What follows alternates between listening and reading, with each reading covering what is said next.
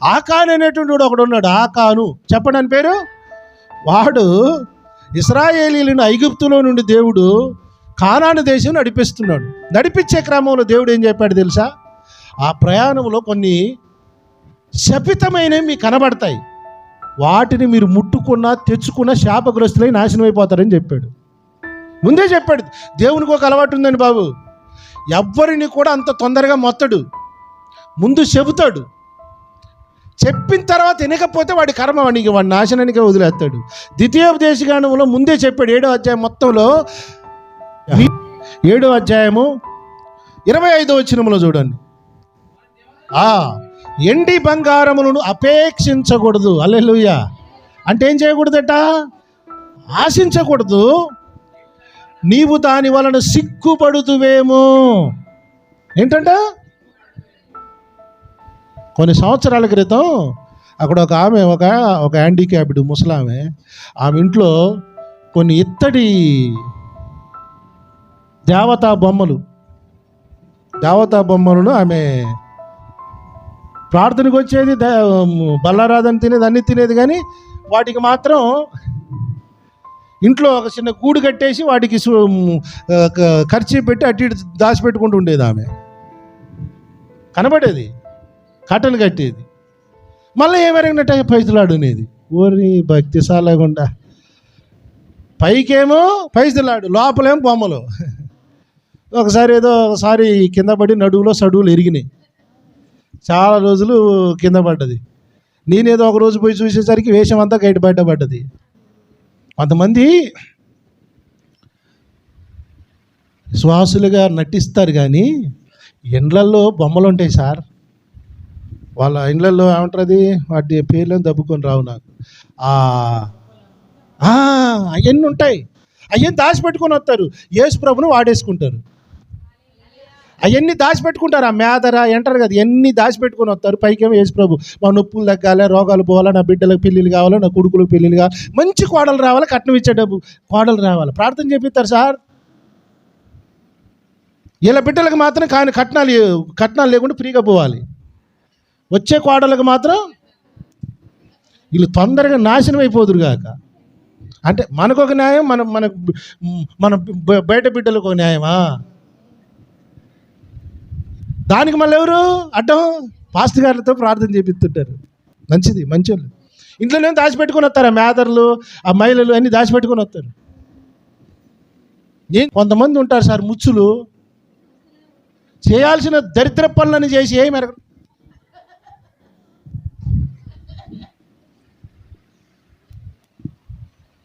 పక్కోళ్ళ బైబిళ్ళలో డబ్బులు కూడా దొంగతనం చేసి మాకు తెలియదు. ఈ బతుకులు నాశనం కానీ ఏం ఎరగనట్టు మా బాధలు మేము పడుతుంటాం. ఏం చూశాను ఒకరోజు, ఈ ముసలామ కాడ ఇంట్లో దాచిపెట్టుకు, ఏంటమ్మా ఇదంటే, అయ్యా మా అత్తగారు వాళ్ళు మా ఆయనలు ఉన్నప్పుడు ఇస్తే దాచిపెట్టుకుంటున్నాను అయ్యా. ఓరి మీ ఆయన ఉండా మెత్తలేడు, అందరు చచ్చిపోయినారు, ఇది ముసలిది ఒక్కటి మిగిలింది. ఏం మారుతుంది వాటిని? వాటికి కోపం వచ్చినప్పుడల్లా దీన్ని మొత్తుతున్నాయి. ఆ నడువులు ఎరగొట్టి, కాళ్ళు ఎరగొట్టి, అయ్యాం వాటి కోరికలు నెరవేర్చుకుంటున్నాయి. గద్దాంచంగానే, అయ్యా తీసుకెళ్ళయ్యా, ఈ డబ్బులు చాలా ఉన్నాయ్యా, డబ్బులు వస్తాయ్యా. అవి అప్పట్లో అమ్మినా కూడా 4-5 వేలు వస్తాయి. ఆ ఇత్తడి ₹1,00,000 ఇచ్చినా నాకు వద్దాయి. స్తోత్రం. ఆ శాపగ్రస్తమైంది ఇంట్లోనికి వచ్చిన దరిద్రమే సార్. ఉండకూడదు, తెచ్చుకోకూడదు, అవి పారేయాలా. చెప్పంగానే పాపం పారేసిందండి. ఎవరో మున్సిపాలిటీ వాళ్ళు వచ్చి ఎత్తుకొని పోయారు. సరే, వాడన్నా బతికాడు, మనకు అవసరం లేదు. దేవుడు ఏమన్నాడంటే, నీవు శాపగ్రస్తుడవు కాకుండానట్లు 26వ వచనంలో కూడా చూడండి, శాపగ్రస్తుడవు కాకుండానట్లు నీవు హేయమైన దాన్ని నీ ఇంటికి తేయకూడదు. స్తోత్రం చెప్పు. ముట్టుకోవద్దు, ఇంటికి కూడా తేవద్దు. రెండోది, అది శాపగ్రస్తమే గనుక దాన్ని పూర్తిగా రోసి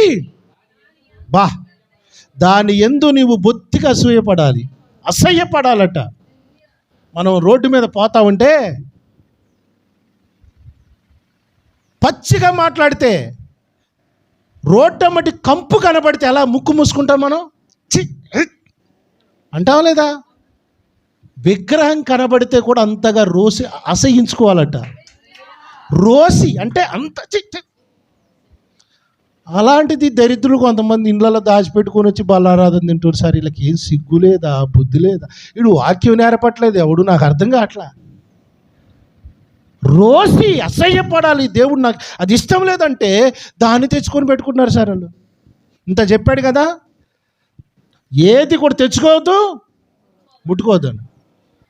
యెహోషువ గ్రంథం 7:21 వచనం చూస్తే ఆకాను అనేటువంటి దోపుడు సొమ్ములో ఒక మంచి సీనారు పై వస్త్రమును 200 తులముల ఎండిని నేను చూసి వాటిని ఆశించి, దేవునికి స్తోత్రం. దేవుడేమో దాన్ని చూసి రోసి అసహ్యపడంటే వీడేం చేస్తున్నాడు, చూసి ఆశపడి తీసుకొని ఇంటి దగ్గర పోయి తీసుకొని లోపల దాచిపెట్టుకొని వచ్చాడట. హల్లెలూయా. అది కథ. వీడెవరి సందులో ఉన్నాడు? వీడు ఎవరి మధ్యలో ఉన్నాడు? ఇశ్రాయేలీల మధ్యలో ఉన్నాడు వీడు. ఇప్పుడు ఈ శాపం ఎవరికి వచ్చిందో తెలుసా అండి? ఇశ్రాయేలీలందరికీ వచ్చింది. ఎక్కడికి పోయినా యుద్ధంలో గెలిచేటోళ్ళు ఇశ్రాయేలీలు. ఈ దరిద్రుడు ఎప్పుడైతే వచ్చాడో యాడికి పోయినా ఓడిపోతున్నారట. అయ్యా ప్రభువా, మేమేం తప్పు చేశామయ్యా, మాకు ఈ రోగాలు ఏందయ్యా, మాకు ఈ బాధలు ఏందయ్యా అంటే, మీ మధ్యలోనే ఒకడున్నాడు, వాడు ఒకటి నేను చెప్పిన మాట వినకుండా తెచ్చుకొని దాచిపెట్టుకున్నాడు, ఆడిని ఎవరో మీరే పట్టుకోండి అన్నాడు ఆయన దేవుడు. ప్రభు నువ్వే పట్టించవచ్చు, కాదు నువ్వే పట్టుకోవాలి. దొంగల్ని కొంతమందిని మనమే పట్టుకోవాలి సార్. ఇంకోటి చెప్తున్నానేనండి, మంచోని కోల్పోవడం ఎంత శాపమో షడ్డోని ఉంచుకోవడం కూడా అంతే శాపం సార్. షడ్డోని కూడా ఉండకూడదు. హల్లెలూయా. మంచోని కోల్పోకూడదు, షడ్డోని మాత్రం ఉండనీయకూడదు. ఇప్పుడు ఈయన వల్ల ఎంత శాపం వచ్చిందో తెలుసా? సర్వ సమాజానికి శాపం వచ్చి కూర్చుంది. దేవుడు ఏమన్నాడు?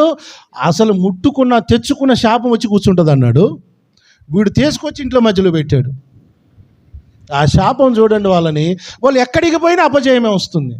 మనోళ్ళు కొంతమంది ఉంటారు, అయ్యా మేము ఎంత ప్రార్థన చేస్తున్నాం కానీ మాకు ఇంకా ఎందుకయ్యా ఈ బాధలు, ఈ ఆడో దాచిపెట్టుకున్నావు చూసుకో దరిద్రుడా, ఏదో దాచిపెట్టుకున్నావు ఎకరం, ఏదో దేవుడు రోసి అసహ్యపడవన్న దాన్ని ఆశ పెట్టావు, ఏమో చూసుకో.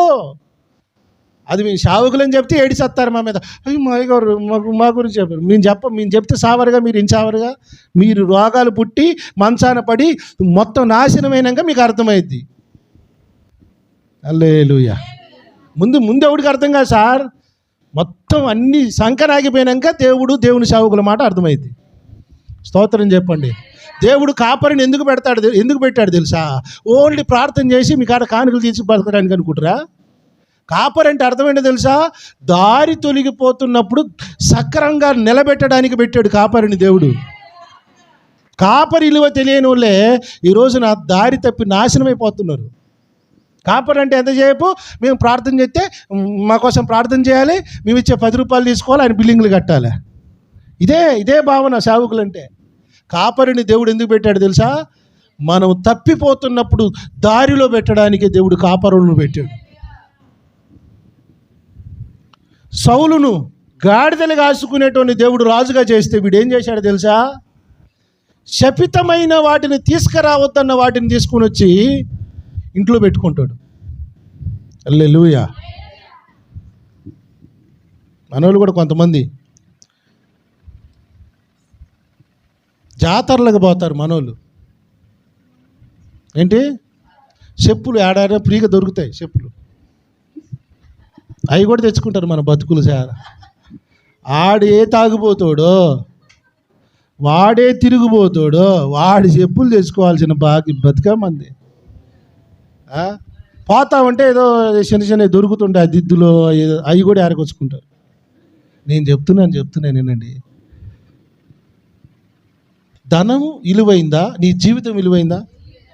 బంగారం విలువైందా?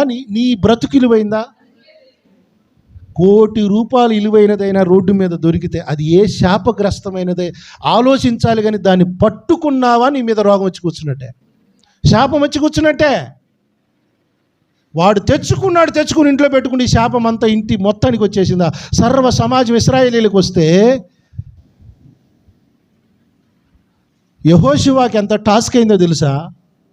దేవుడు చెప్పాడు, నేను చెప్పిన దాన్ని వినకుండా ఒకటి తెచ్చిపెట్టుకున్నాడు, వాడు ఎవడో మీరు పట్టుకోవాలంటే ఈయన అంతా ఫిల్టర్ చేసుకుంటూ వస్తున్నాడు. 12 గోత్రాల వాళ్ళని ఫిల్టర్ చేయడం అంటే మామూలు విషయం అంటే 6 × 6 12 2 24 లక్షల మందిని ఫిల్టర్ చేసుకుంటూ వస్తే ఒక్కడు దొరికాడు.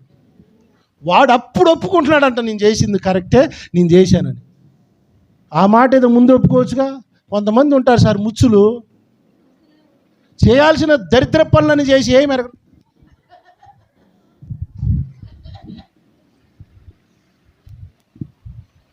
పక్కోళ్ళ బైబిళ్ళలో డబ్బులు కూడా దొంగతనం చేసి మాకు తెలియదు. ఈ బతుకులు నాశనం కానీ ఏమి ఎరగనట్టు మా బాధలు మేము పడుతుంటాం. అరే ఎంత బోధించిన వీడికి ఇంకా బుద్ధి రావట్లేదు, ఇంకా మారు మనసు ఇంకెప్పుడు వచ్చేస్తుంది వీడికి. అంత అయిపోయినాక దొరికితే అప్పుడు ఒప్పుకుంటున్నాడట. అప్పటికే జరగాల్సిన నష్టం అంతా. అప్పుడు ఏం చేశాడు తెలుసా, మనిషికి ఒక రాయి వేసి చంపేయండి అన్నాడు. స్తోత్రం చెప్పండి. మనిషికి ఒక రాయి వేసి, వాడితో పాటు వాడు కుటుంబం మొత్తం నాశనం అయిపోయారు, చచ్చారు. ఒప్పుకున్నాడు కదా సార్, దేవుడికి క్షమించవచ్చుగా. ఇదా ఎంత నష్టం జరిగింది. దేవుడు క్షమించేటోడే. తప్పు చేసినాక ప్రభా నా తప్పు అయిందయ్యా నన్ను క్షమించయ్యా అని ఒప్పుకుంటే అయింది. జరగాల్సిందంతా జరిగిపోయినాక అవునయ్యా నేను చేశాను, 4 ముచ్చులు అంత అగ్ని మొత్తం అడివంతా తగలబడ్డాక అవునండి నేను అగ్గిపుల్ల వేసిన అంటే ఎట్టుంటుంది. ముదుర్లు ముచ్చులు, నల్ల ముచ్చులు, కొండ ముచ్చులు. ఈ శాపం వాడితో పాటు అందరికి అంటుకుంటుంది. దేవుడికి అర్థం కావట్లా. దేవునికి స్తోత్రం. ఆత్మలో కపటము లేనివాడే నిజమైన విశ్వాసి. దాచిపెట్టుకునేటోడు కాదు, ఒప్పుకునేవాడు నిజమైన విశ్వాసి. వీడేం చేశాడు, అంత కపటమే సార్. కపటం ఉండకూడదండి. కపటం ఉన్నవాడు ఏనాటికి కూడా దేవుడు వాడిని మెచ్చడు. అది తత్ఫలితం ఏమైంది, శాపమే కూర్చుంది. దేవుడు ఏమన్నాడు, నేను అసహ్యించుకునేదాన్ని మీరు కూడా. హల్లెలూయా. నిజమైన విశ్వాసి యొక్క లక్షణం ఏంటో తెలుసా, దేవుడికి ఏది నచ్చదు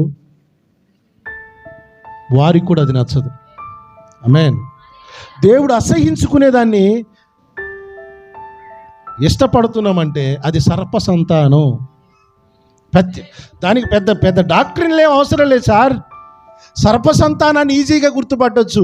దేవుడు ఏది వద్దన్నాడో వీళ్ళు అది కోరుకుంటారు.